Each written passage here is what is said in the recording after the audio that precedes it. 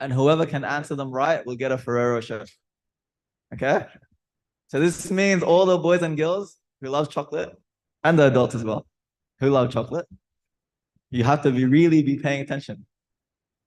Like Brother Muhammad, his hand's already up and then the talk hasn't even started. May Allah reward you. But inshallah, make sure that you guys pay attention, especially with this talk, and inshallah it's of benefit to us all. Without further ado, tafadhal, Brother Sandy. Assalamu alaikum wa rahmatullahi wa barakatuh. Assalamu alaikum wa rahmatullahi wa barakatuh. Alhamdulillahi rabbil alameen wal aqibatu lil muttaqeen was salatu was salam ala sayyidil mursaleen Nabiyyina Muhammad wa ala alihi wa sahbihi ajma'een. Praise be to Allah, Lord of the worlds, and hereafter are for the righteous. Peace and blessings be upon the leader of the messengers, sallallahu alaihi wasallam, our Prophet Muhammad and his family and his companions. Hope everyone is doing well tonight, inshallah. Thank you for sacrificing your Saturday night to earn the pleasure of Allah. Gatherings like these, mashallah, encourage the presence of angels. As per the hadith, no people gather to remember Allah the Almighty except that the angels surround them, cover them with mercy, send tranquility upon them, and mention them to Allah among those near to Him. So part of Iman is believing in the sayings of the Prophet ﷺ. So although we may not be able to physically see the angels, we should have firm belief that they are around us. Iman is belief in the unseen. We cannot see them, but we believe they are there. Inshallah, there are many, many angels surrounding us tonight. Before I get started with the topic of the talk, I'd like to play a game, right? And this game involves the chocolates. Okay. So who's heard of the definition game? No one, all right, cool, because I made it up. Rules are easy, all right? Rules are easy. I show a word on the screen, and I want someone to tell me the definition of that word.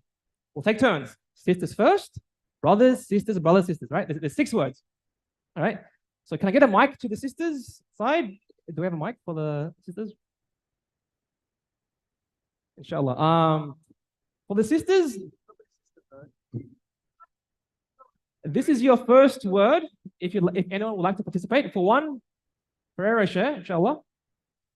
The word is this one. Okay, the words are in Arabic, right? So the rules are say the word and then define the word. Okay, so do I have a volunteer from the sister side for this first word? Sisters first. Do we have any volunteers for this first word? Let's give it to the brothers.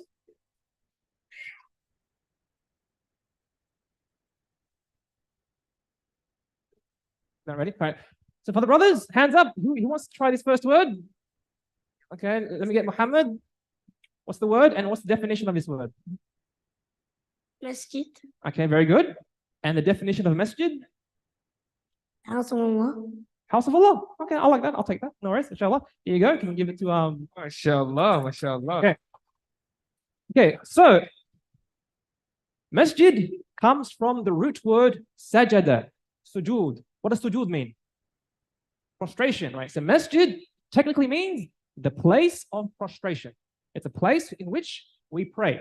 Okay, that's why we come to the masjid for salah. In salah we make sujood. So masjid is that, and also it's also known as the house of Allah. Very good. All right. Do I give back to the sisters now, or let's take to the brothers? This is a shy. All right. Let's take to the brothers. All right. Put your hands up to define, to say the word, and then give me the definition. All right. Are you ready, guys? First, Muhammad, can you choose who puts hand first? Hands first. So Muhammad will choose the first hand up. Okay, ready? For the word? Go. What's this word? And define it. Yep. Okay, you sure? Wait until you get the mic. What's the word? Muslim. Okay. And can you define the word Muslim for me? Someone who has Iman to Islam. Beautiful. Someone has Iman of Islam. Okay, I'll take that, inshallah. Thank you. You can have another chocolate. There you go. Takbir. Okay, so Muslim comes from the word aslama. Does anyone know what aslama means? Submission. Thank you, brother. Submission. So a Muslim is someone who submits to Allah, right? Has iman in Allah, has iman with Islam. So a Muslim is someone who submits to Allah. So if Allah says pray, I pray. If Allah says fast, I fast. If Allah says don't drink alcohol, I stay away from alcohol. Right? That's what a Muslim is. They submit to Allah. All right. Next word. Open up. No. All right.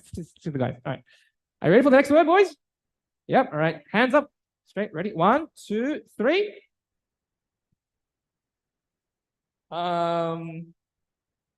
Abdullah. Quran. Al-Quran. Okay, good. And what's the definition of Quran? Book of Allah. Oh, yeah, sure. Guidance? I'll take that. Yeah, sure. Okay, no worries. Unless you have a For better his definition. age, should be more than that. Should be more definition than that. But you get a chocolate. Okay, so the word, of course, is Al-Quran. And Quran comes from the root word qara'a. Qara'a means, anyone know? To read, to recite. So Quran is that which is often recited. Always reciting the Quran, always reciting the Quran. So the meaning itself tells us that this book has to be recited, right? It was revealed to us so we can recite it. It must be lively. It must live with us. We can't neglect it. It demands to be recited. And that's what we recite in our salah. That is the Quran. It's begging for us to recite it. SubhanAllah. All right, next word. Everyone ready? All right, 1, 2, 3. Brother Muhammad. Come on, put your hand up. You had his hand up? Okay. He's a bit too shy. Okay. Come on. 1, 2, 3. Come on. Give it a shot. Come on, give it a shot. Come on, take a guess. Yusuf. All right. Yeah. Malik. Messenger. How do you say the word? How do you say the word first? Oh, Rasul. Rasul, good. Which means messenger. Perfect. That's it. That's the exact same word. Yep. MashaAllah. So Rasul means essentially to send, the delivery, right? Okay, we got it. Now, here's another chocolate. So we have two words now. We have Rasul and we have Nabi. Rasul and Nabi. Who knows the difference between a Rasul and a Nabi? Anyone? For two chocolates. For two chocolates. The difference between Rasul and Nabi. You think you know the answer? Oh, wait. Okay, let's give it a go. Okay, Abdullah's gonna try. What's the difference between Rasul and Nabi. The Rasul difference. and Nabi?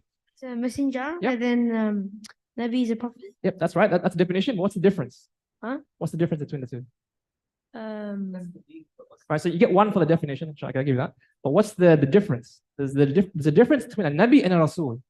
Does anyone know the difference?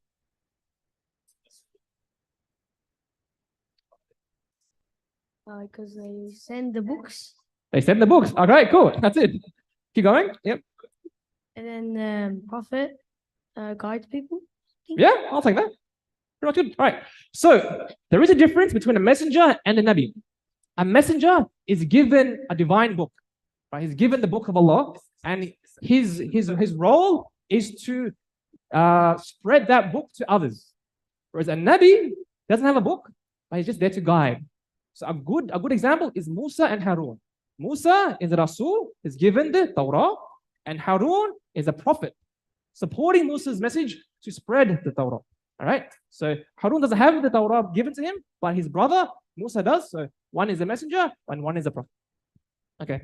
So I mentioned two books already, the Quran and the Torah. Who knows the other two divine books? Brother Muhammad? Who knows the other? So you said Zabur, and do you know who that was given to? The prophet? Dawood. Zabur was given that was given Zabur. Good. And who knows the other fourth book? So yes. And who was that given to? Which prophet? Think of the Christians and what they believe. Yep. Isa, good. So we have so one each. So we have four divine books. The Quran, in which was revealed to Prophet Muhammad ﷺ. The Torah, which Musa ﷺ was revealed to. The Zabur, which Dawood ﷺ was given. And then the Injil, in which Isa ﷺ was given. All right. These are all messengers of those four books. Okay. Should we bring the sisters or the mothers to? Okay, let's get the mothers to answer this question. Give the mothers a chance. Right. Mothers, are you ready? The mothers, ya, ibu-ibu, coba nih. Right, the next word, ready? Jawab. This word. Ini apa? What's that word? Apa nih kata-katanya? You should know this word. Sorry? Not what din.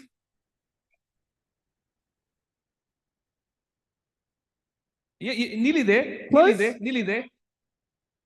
Walidain. Thank you. Okay. Ah, kita dapat coklat. Apa artinya? Yes. Jangan nanya. Yes. All right. Yep. That answer. Yeah. Which one? So walidain. So for those who didn't hear, walidain means So who gets the chocolate? Which one? Which auntie? yeah. All right. For the brothers that didn't hear that, walidain means parents. Walid, Auntie? father. Walida, mother. Walidain is two. So two parents. Like one father, one mother. That's walidain. Okay. All right. Now this is going to be an interesting word. This word, if you can get, again, 2 chocolates. Anyone? Put your hands up first. Read this word. Give me the name. And then, are you ready? All right. Last word. Last word. What's this? Okay, it's a name. It's someone's name. Okay, it's not a way. It's a name. Who knows how to say and pronounce this name? Does anyone know can pronounce this name? Oh, mashallah. All right, the answer. One of the aunties. Yeah, okay. So yeah, the auntie's got it. The same auntie. The name is Uwais al-Qarni. Uwais al-Qarni. Okay, very good. So that's 1 chocolate. Now, who knows whether he was a Sahabi or who was he? Does anyone know who he was? Not a Sahabi. Yes, but so what is he now instead? What's after Sahabi? The generation after Sahabi. What's that name called? Sorry? Tabi'een. All right, so you got yeah, you can get chocolate as well. Right. So Uwais al-Qarni, he's not a Sahabi, but he is a Tabi'een. Right? He's a Tabi'een. Okay, so what is a Sahaba? Does anyone know this question? What is a Sahaba? Yep. I need more detail. It's companion. What else? There's a specific condition for you to be a Sahabi. A believer, okay? And he was a believer. Right, so what makes a Sahabi a Sahabi? You have to meet him, good. So he has to meet him physically, see him with his eyes, and be a believer. So that is Sahabi. Very good. You can also get another chocolate. All right. What is a Tabi'een? What's sorry? Someone who's met the Sahabi and then died as a Muslim. All right. And what's the name of the generation after that? Tabi'een. Good. All right. So a few chocolates there. Just Few chocolates? Oh. okay. Give the box. No. Okay. So let's focus on this. Let's focus on this tabi'ah, right? So he's a tabi'ah, which is the generation that met this Sahabi. Okay. He didn't see the Prophet ﷺ with his own eyes, so he's not a Sahabi, but he's a tabi'ah. Right. So Uwais al-Qarni is a tabi'ah, and he was known as the best tabi'ah. So in this story that I'll tell you right now, you will find out why the Prophet ﷺ mentioned him by name. He was mentioned by name by the Prophet ﷺ. So Uwais al-Qarni was from Yemen. Does anyone know what that is? In the Middle East, below present-day Saudi Arabia, on that. Yep. So in the Middle East, he's from Yemen, from city called Quran, and from the tribe of Murid. Okay, so Uwais al-Qarni from Yemen, from Quran, from the tribe of Murid. He had leprosy. Yalla, definition game. What is leprosy? 1 chocolate. No one knows science. Oscar. You Sorry? know, what is it, Oscar? Give me more. A disease, okay? That's Oscar. sure. Oscar. Oscar? What's leprosy? Leprosy. Yeah, I'll take that. So leprosy is a bacterial infection that affects the skin, the eyes, and the nose. A leper, correct. And it impacts various nervous systems. So Uwais al-Qarni had leprosy. And Uwais' father passed away. He passed away when he was very young. So he had to look after his mother all by himself whilst he had leprosy. Now, Uwais asked Allah and made dua to Allah, Ya Allah, cure me of leprosy. And Allah subhanahu wa ta'ala cured every part of his body from leprosy except for a size of a dirham.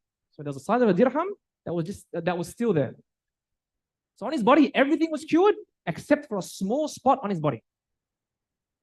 And subhanAllah, having that small portion left behind, it acted as a reminder of the favor of Allah for curing him. Right? It reminds us, subhanAllah, Allah is Ash-Shafi', He's the cure and the healer.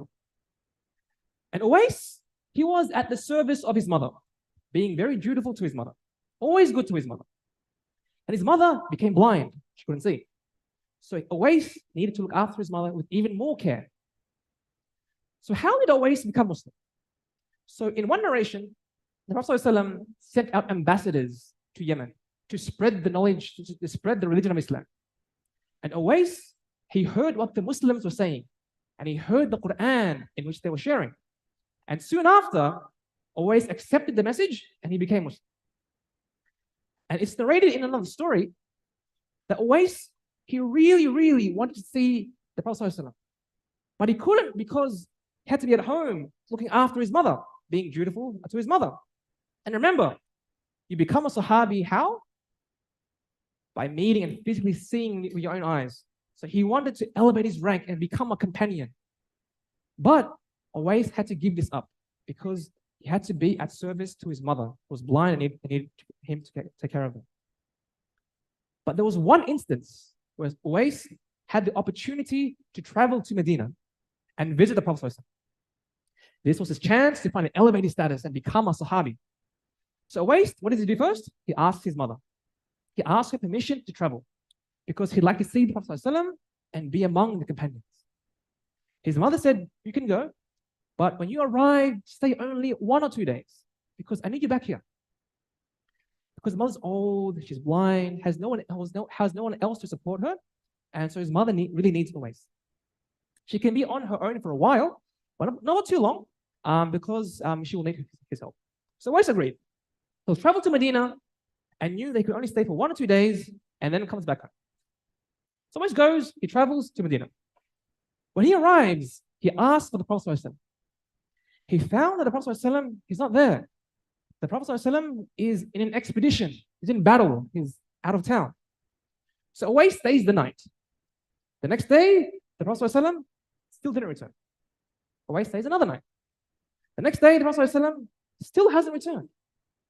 How many nights did he agree with his mother to stay in Medina? 2. Good. So Uwais had the decision. Should I stay and see the Prophet ﷺ, or should I be with my mother? So as an obedient son, after 2 days, he goes back, going back to his mom. He wasn't able to see the Prophet ﷺ, and that's why he's referred to as Tabi'. Now, if we compare our decisions today, you'd see a very big difference. Nowadays, we don't see questions like, is it the Prophet ﷺ or is it my mother? It's more like, do I help my parents or do I chill my friends? Do I help my mom clean up the house or do I play my games? Do I help my dad mow the lawn or do I watch Netflix? So the choices today, they're very different, subhanAllah. Inshallah, everyone in this audience are those people that choose their parents over these things, right? Inshallah, we're those people, right? Amen. Good. Now, there is a hadith in Sahih Muslim which details one of the most famous stories about Uwais. Remember, the Prophet ﷺ never met Uwais, but one day he was sitting with his companions and he said, indeed, amongst the best of Tabi'een is a person called Uwais. He would have his mother living with him. He would have a small sign of leprosy. If you meet him, ask him to supplicate for forgiveness from Allah for you. Can you imagine? The Prophet ﷺ is telling the companions to meet this man, a man the Prophet ﷺ have never met before, for you to then request him to ask forgiveness for you. What a man, what a man, subhanAllah. Umar, he knows now about Uwais. he gets to know always from this saying from the Prophet. And year after year, whenever the people of Yemen would come, Umar would ask them if Uwais was with them. And for 10 years, Umar is asking the people of Yemen. Then one day, when the people of Yemen came to help the Muslim army, Umar asked them, is there among you a man called Uwais ibn Amr? Umar continued asking around to try and find him until he finally met Uwais. Umar said, are you Uwais ibn Amr? He said, yes. Are you from the tribe of Quran? He said, yes. And that's where his name comes from. Uwais al-Qarni is his tribe. Umar said, did you suffer from leprosy and then you were cured from it except for a space of a dirham? He said, yes. Umar said, is your mother alive? He said, yes. SubhanAllah, after 10 years, Umar finally met the man the Prophet ﷺ was talking about. So Umar, he says to Uwais, I heard the Prophet ﷺ say, they would come to you, Uwais ibn Amr, with the reinforcement from the people of Yemen. He would be from Quran, the branch of Murid. He had been suffering from leprosy, from which he was cured except for a spot of a dirham. His treatment with his mother is excellent, the best. If he were to take an oath in the name of Allah, Allah will honor that oath. And if it is possible for you, then ask him to beg forgiveness for you from your Lord. Imagine being Uwais, where Umar is requesting you to ask forgiveness for him. Umar is a Sahabi, one of the best Sahabi. It should be the other way around, right? But Umar insists because the Prophet ﷺ specifically advised to request for Uwais's dua. So then Uwais begged Allah and asked for Umar's forgiveness. Then Umar said, where do you intend to go after this? He said, to Kufa in Iraq. Umar said, let me write a letter for you to the governor, to look after you. But Uwais said, I like to live amongst the poor people. But I do have one favor. Please don't spread news about me. I like to keep a low profile. But if you think about it, if Umar is asking year after year, is there a man called Uwais? Is there a man called Uwais? Then the people are going to know about this man, right? And they'll be curious about him too, right? So in the next year, a person from among the elite of Kufa, he performed Hajj. And then Umar asked the man about Uwais. He said, the man, he asked about Uwais, I left Uwais in a state with a little bit of sustenance. So he doesn't own a lot. He has very little. He's quite poor. Then Umar said, I heard the Prophet ﷺ say, there would come to you Uwais ibn Amr of Quran, a branch of the tribe of Murid, along with the reinforcements of the people of Yemen. He had been suffering from leprosy, which had been cured except for a space of a dirham. His treatment with his mother is excellent, the best. If he could take an oath in the name of Allah for something, Allah will honor that oath. Ask him to beg forgiveness for you from Allah if it's possible. So the man returned from Hajj and then he wanted to see Uwais. And he said to Uwais, the man, beg forgiveness from Allah for me. And Uwais said, you just came back from Hajj. You asked forgiveness for me. You're the pure one. The man said again, ask forgiveness for me from Allah. Uwais said, you just did a sacred journey. You did Hajj. Ask forgiveness for me. So then he realized, did you meet Umar? The man said, yes. And then Uwais realized, Umar must have told him about him. So Uwais then begged forgiveness for this man for Allah. After some time, the people then came to know about the status of the piety of Uwais. And because of the humility of Uwais and wanting to keep a low profile, he actually went away from Kufa again and he left that place. SubhanAllah. So let's think about this story for a moment. Right? What was the Tabi'i's name again? What was the Tabi'i's name? The name of the Tabi'in? Uwais al-Qarni, right. So let's not forget the name. His name is Uwais al-Qarni. So the Prophet ﷺ mentions Uwais by name, introducing him to the Sahaba, a person that he did not know. So I ask you this, for a chocolate. One chocolate. Where's the chocolate? Oh, there, two left. Sick? All right, sure. Who told the Prophet ﷺ about a waist? Who told the Prophet ﷺ about a waist? Yeah, essentially, Jibreel. Allah. Allah told the Prophet ﷺ about a waist. Jibreel, through Jibreel, subhanAllah. So Allah specifically wanted the Prophet ﷺ to know that there is a man by the name of Awais. By name. Not only his name, by his description. He was cured by leprosy. By his family, he has a mother.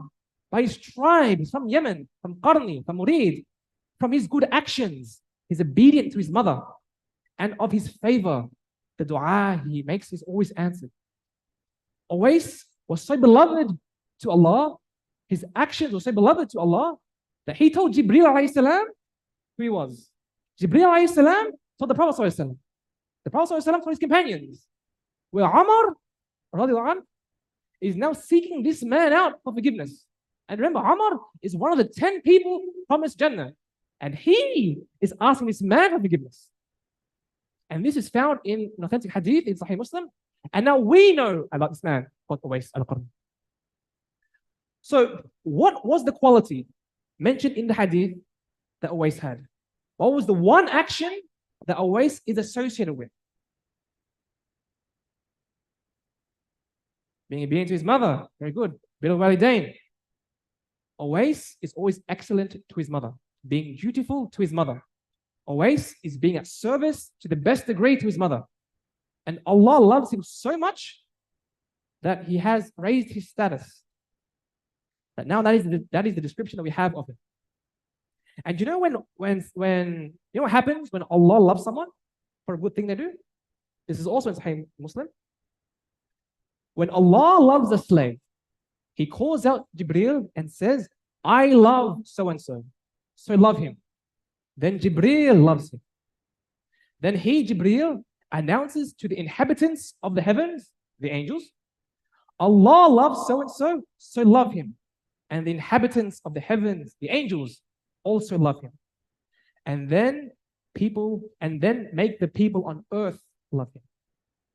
Allahu Akbar. Surely Awais is one of these people, simply because he was dutiful to his mother. Islam, subhanAllah, Islam is so easy. If you want Allah to love you, the whole world to love you, do something good that Allah loves, be good to your parents, and be consistent in doing that action. Allah will then say to Jibreel alayhi salam, love this person, and Jibreel will love you. Jibreel will command the other angels in the heavens to love you, so they will love you. And they will make the people on earth love you, so then they will love you. Allahu Akbar. All this from doing a simple action that Allah loves. One of our role models when it comes to being a good parent, being good to parents is who? What's his name again? Awais ibn Qarni. Good. And we should now all have a good understanding of who he is. What's his name again? Awais al-Qarni. Awais was so good to his mother, Allah made sure the Prophet ﷺ knew about him. And whenever Awais would make dua, Allah would answer that dua. This was an example of a role model. Now, what does the Quran say about parents? Right? We've seen a good example of an individual who was good to his mom. Right? What does the Quran say about parents? There are many places in the Quran. Sorry? Very good. That's very good. Very good, Muhammad. There are many places in the Quran where parents are mentioned and how we should treat them. I'm going to share 4 places in the Quran. How many? 4. All right. Our dear brother Abdullah, he recited one of those. Right? So the first place I'm going to mention is this one. أعوذ بالله من الشيطان الرجيم.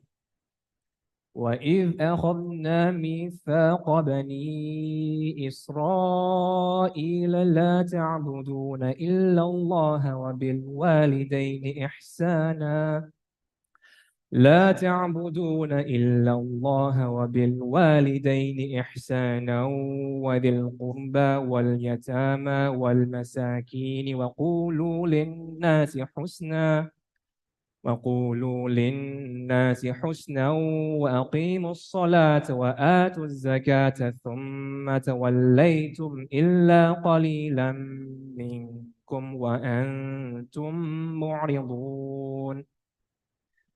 And remember when we took a covenant from the children of Bani Israel, stating, worship none but Allah, be kind to parents, relatives, orphans, and the needy. Speak kindly to people, establish prayer, and pay zakat. But you, Bani Israel, turned away, except for a few, and were indifferent. We can see here that parents are mentioned, right?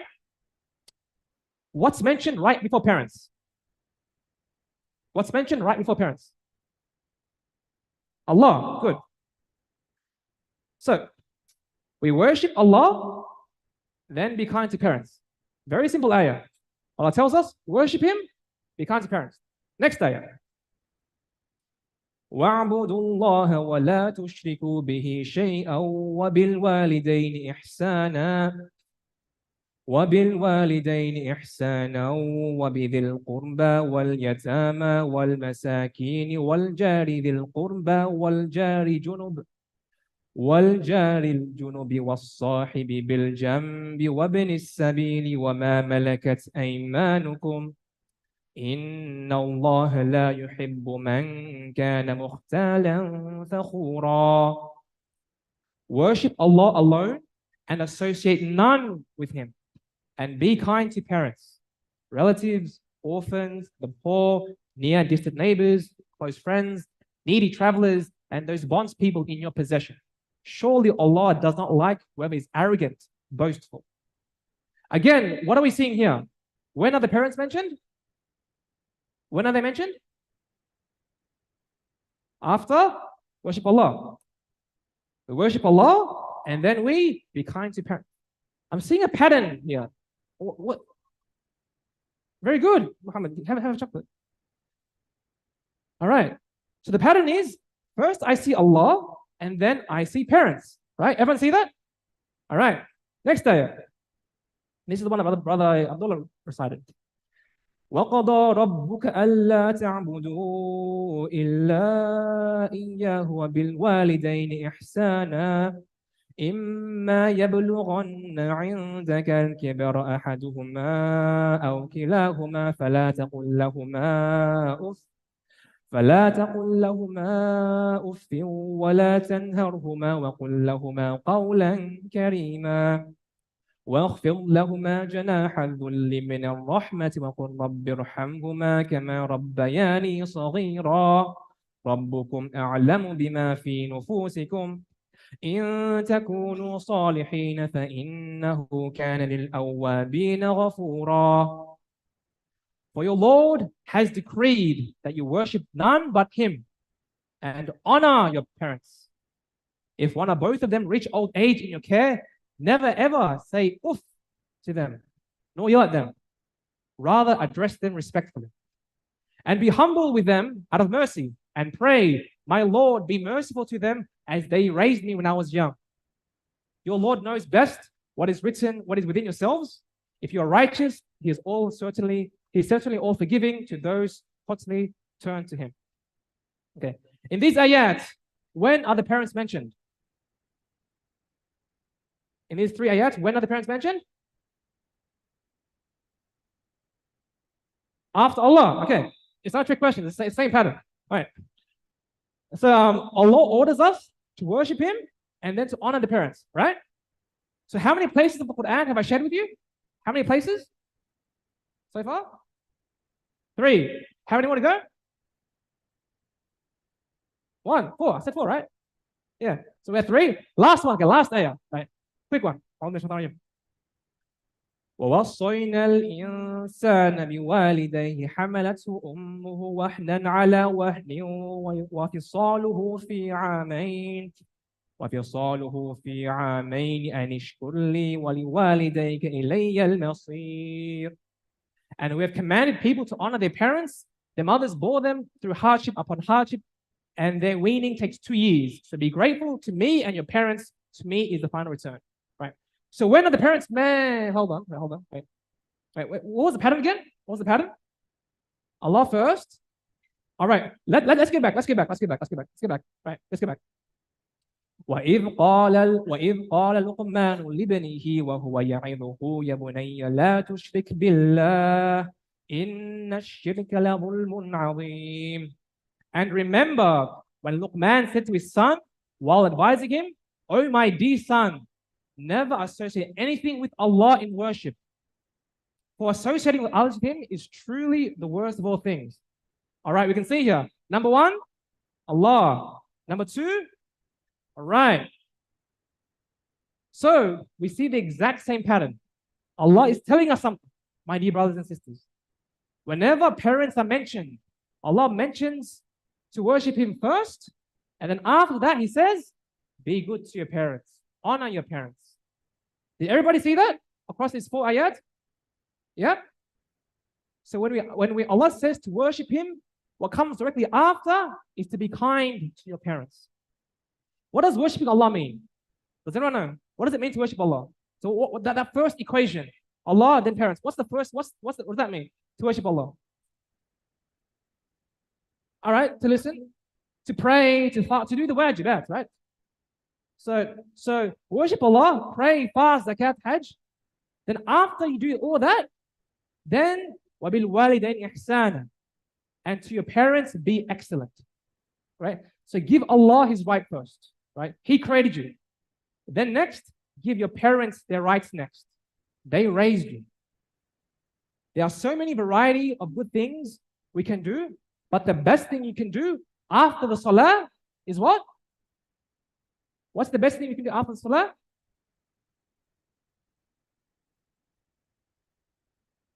To be good to parents. That's yeah, all right. Explain this hadith, all right?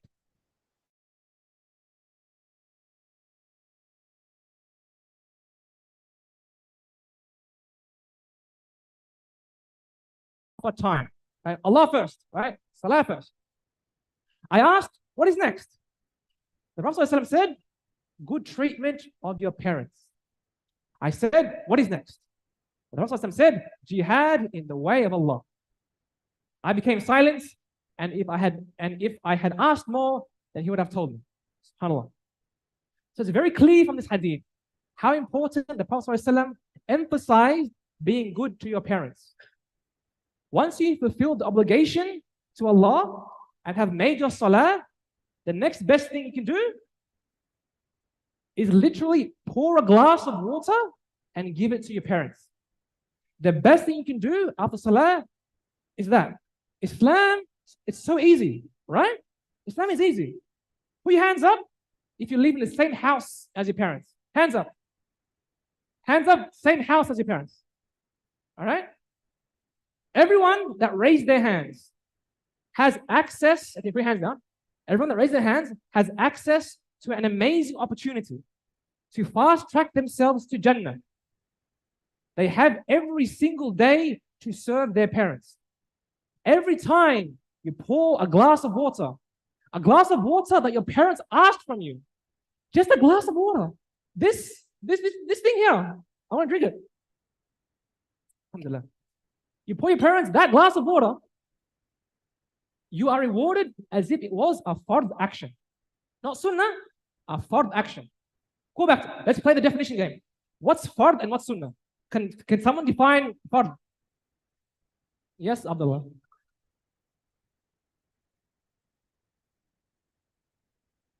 Okay, good. So fard is something you have to do, and sunnah is something that it's good to do. I'll give you more expansion, right? Fard, it's a duty. You have to do this. If you do it, you get reward. If you don't do it, what happens? You get sin, right? Sunnah, recommended. You can do this. You should do this. If you do it, reward. If you don't do it, no sin, nothing. Okay, right. So which one has more rewards? A fard or a sunnah? Fard, good. Which one has more rewards? Fajr or the sunnah of Fajr? Fajr, it's fard. Okay. So think about this. Every glass of water you pour, every time you wash the dishes, hang up the clothes, take out the bins, carry the shopping bags, every single one of these tasks, when requested by your parents, is automatically rewarded as a fard action. You are stockpiling good deeds at a very, very extremely fast rate. You're building mountains upon mountains of good deeds just because you are listening and following your parents.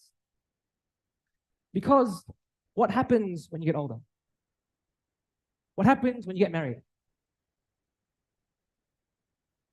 Most times people live differently from their parents, right? Different houses, yeah?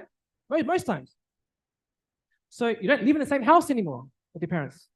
So now this person, he doesn't have daily access to pour their parents a glass of water. When they take out the bins, collect the washing from the line, help with the shopping, these are actions. Are these actions the same level as with their parents? No, right? They're good. You have to do them. But there's significantly less rewards now. So it's such a blessing to still be living in the same house as your parents. My brothers, my sisters, take advantage of this time. We don't know how long we have left with our parents. So be good to them. Serve them. In the story of Uwais, who remembers the favor Allah gave him because of how good he was to his parents? Allah gave him something, a favor that caused Amr to look for him so he can seek that favor. Who remembers what that favor was? What was the favor that Allah gave him? He was so good with his parents that Allah gave him something. Does anyone remember that for the last chocolate? The last chocolate. He didn't kill leprosy, no? Uwais was so good to his mom and dad that Allah gave him this special favor.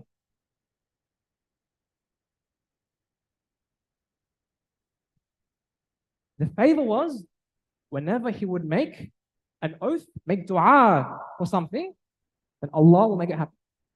So his dua was mustahab, mustajib. So if he made dua, then Allah will answer his dua. Allahu Akbar. So one thing we learned from Uwais was that because he was dutiful to his parents, the best to his parents, Allah accepted his dua. Allah blessed him with the acceptance of dua. We can strive to achieve that status too by being the best to our parents, right? I'm going to share one more hadith and then close the talk, inshallah. One more, right? Definition game. Define, last chocolate, what is hadith? What is a hadith? Define hadith for me. Hands up. Yep. The collection of what? Okay, close. Abdullah, can you help him? Yep.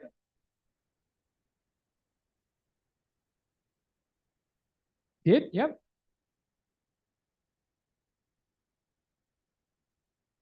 Okay.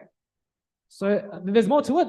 A hadith is something the Prophet ﷺ did. There's two more. What he did and what he said, and third one always gets lost. Approval, silent approval. All right, definition on screen. It's a noun, right? A narrative record of the sayings, actions, and things the Prophet ﷺ approved of. The silent approval. He did, said, and approved. All right. So the last hadith of today, the most famous hadith of all parents' hadith. I think every parent has memorized this hadith, right? So a man asked the Prophet ﷺ, who is most deserving of my good company? Who knows the response? Does anyone know what the response is? Yes.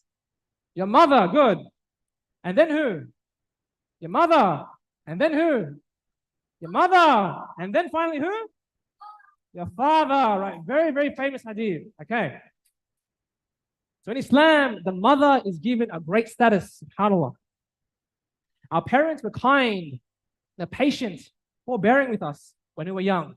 Our parents went through hardship, sadness, anxiety, and sleepless nights, fearing for their children when they were young and for their future.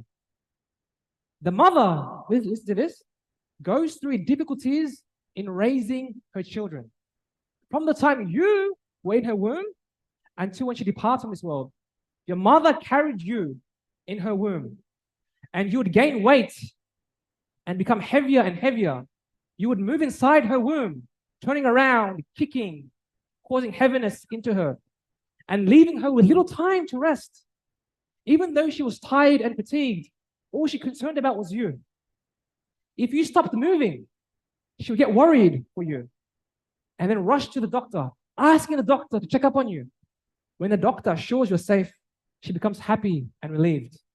Day after day, you grow inside her body, causing her belly to swell. This brings her more pain, more discomfort onto her. But she doesn't mind, as long as you're healthy and safe.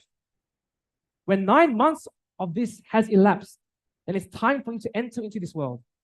And it's the most happiest moment for your mother. She forgets all the pain, all the suffering when she lays eyes on you. She sees the life in your eyes and then dedicates herself to your service, your feeding, your protection, your clothing, your cleaning, doing all this for 2 years until the weaning ends. Your mother keeps looking after you from the time you walk until the end of her life. All this pain, all this suffering is what your mother endures so that you can exist in this world.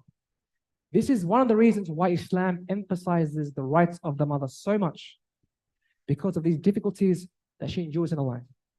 No matter how old you become, your mother will still look after you and consider you her baby. And the fathers are also important. Of course, I'm not going to let the fathers out. Think about a person who for more than 10, 20, 30 years was attending to your needs, your hunger, your thirst, your illness, your happiness, your comfort, your pleasure. If you became thirsty, he gives you something to drink. If you become sick, he buys you the medicine. If you become sad, he tries to make you laugh. And when you laugh, he feels happy for you. When you're in his presence, your father looks at you with pleasure and makes dua for you often. How can you ever compensate your father for the service, for the care, the kindness, the mercy, and the affection he gave you? Many children show little care to their fathers, but fathers forget and they forgive. The roof over your head, the food on the table, the running hot water, the warmth in the winter, the car rides to school, the words of wisdom and advice, all of this because your father wants you to be even better than he once was. This is your father. Our parents play an incredible role in our lives, raising us, guiding us, nurturing us, protecting us, and they only want the best for us. My dear brothers and sisters, listen to your parents, earn their pleasure, and make them laugh. And to the parents, yes, our children must listen and obey, but be careful not to ask for too much to burden your children. Imam Al-Ghazali advises, parents should help their children in being kind to them by refraining from asking them what they cannot bear and insisting on things which their children are too tired. For fear they might disobey them and thus earn the fire. Right, so parents, don't ask too much from your children, such that if it becomes too much, then they disobey you. And then your children suffer the consequence of being disobedient. Give me water. Okay, that's fine. We can do that. But bake me the cake from MasterChef last night? That's a bit too much. So there's a balance. There's a balance. And for the children, be kind to your parents and memorize these dua. Right? Let's read this together. رَبَّنَا اغْفِرْ لِي وَلِوَالِدَيَّ وَلِلْمُؤْمِنِينَ يَوْمَ يَقُومُ الْحِسَابِ. Oh Lord, forgive me, my parents, and the believers on the day when the judgment will come to pass. Right? رَبَّنَا اغْفِرْ لِي وَلِوَالِدَيَّ وَلِلْمُؤْمِنِينَ يَوْمَ يَقُومُ الْحِسَابِ. Okay, next dua was from the surah which Abdullah read. Who remembers? Okay, there's still one more chocolate. Who remembers the name of that surah that he read? The name of the surah, where this is from? Not Baqarah? Not Abdullah, you can't. Not Imran? Al-Isra? Yes, Al-Isra. Okay. All right. Okay, Muhammad, take the last chocolate, please. All right, so Al-Isra. And who knows where the dua is on the screen? Who knows where the dua begins? Where's the dua on the ayah? Where does it start? Where does the dua start? In that second ayah, where does the dua start? What's the first word? Very easy question. Where I want to memorize the dua, but which part do I memorize? The whole thing? You can, but there's a dua portion. Yes. Which word? But what's the word? What word does the dua start with? Rabb. Thank you. Rabb. Right. So Rabb. رب ارحمهما كما ربياني صغيرا. That's the dua, right? Together. رب ارحمهما كما ربياني صغيرا. One more time. رب ارحمهما كما ربياني صغيرا. Okay, good. So I want to tie this back to the current situation happening overseas. People are being killed in a war. Parents are losing their children. Thousands of parents are losing their children. Thousands of children are losing their parents and becoming orphans. If your parents are alive right now, say Alhamdulillah.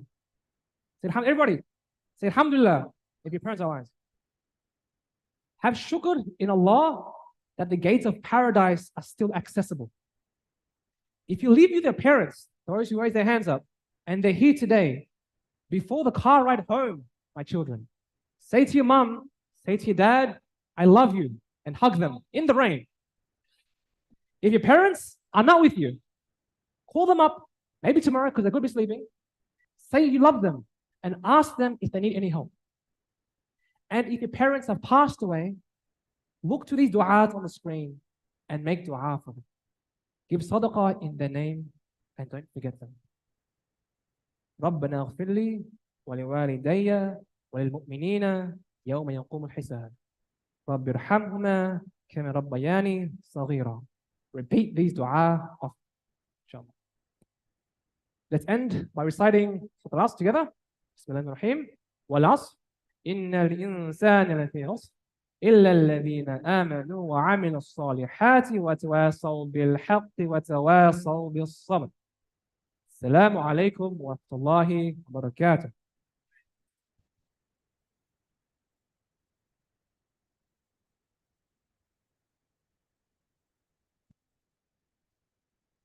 Jazakallah khair to Brother Sandy.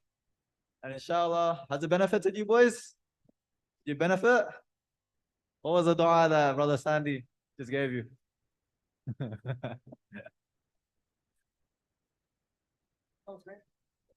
On the screen, come on.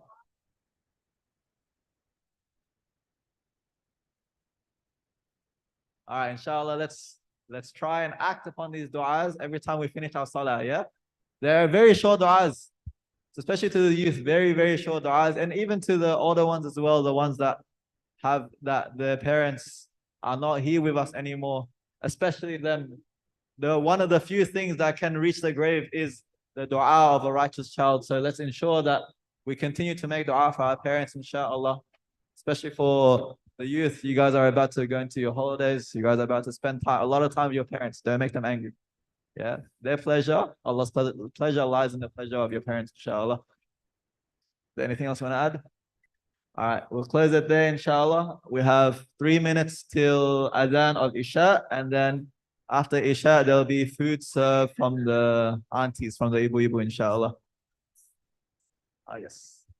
Yeah, and just repeating, inshallah, today will be the last talk for the youth for 2023, and inshallah, we'll resume next year at the end of January, inshallah. So we'll see you guys back for January. Assalamu alaikum wa rahmatullahi wa barakatuh.